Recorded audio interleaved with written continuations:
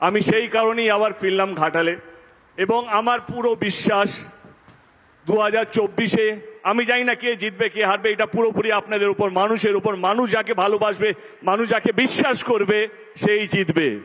দিদিকে আবেদনকে এই ঘাটাল মাস্টার প্ল্যানটা, আমি 10 বছর ধরে কেন্দ্রের সাথে লড়েছি ঘাটাল মাস্টার প্ল্যানটা যেন ওরা স্যাংশন করে, কিন্তু তারা করেনি।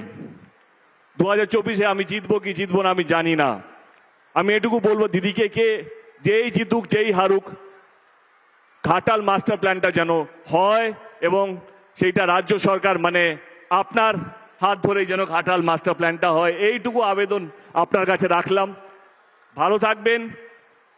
আমি মানুষের জন্য, মানুষের ভালোর জন্য, মানুষকে ভালো রাখার জন্য সব সময় প্রস্তুত এবং আমার বিশ্বাস, কারণ কাউকে না কাউকে তো বিশ্বাস করতে হবে। আমরা 10 বছর, আমি 10 বছর কেন্দ্র সরকারকে বিশ্বাস করেছিলাম কি তারা সহযোগিতা করবে, তারা করেনি। এবারে আমি আমার বিশ্বাস দিদির উপরে রাখলাম, আমাদের রাজ্য সরকারের উপরে রাখলাম। আমার বিশ্বাসকে 2024-এ পর রাজ্য সরকার সেটা দায়িত্ব নিয়ে পালন করবে এবং ঘাটালে দীর্ঘদিনের সমস্যা, ঘাটাল মাস্টার প্ল্যান স্বপ্নটা স্বপ্ন থাকবে না, সেটা সত্যি হতে চলেছে। ভালো থাকবেন, সাবধানে বাড়ি ফিরবেন। অসংখ্য ধন্যবাদ।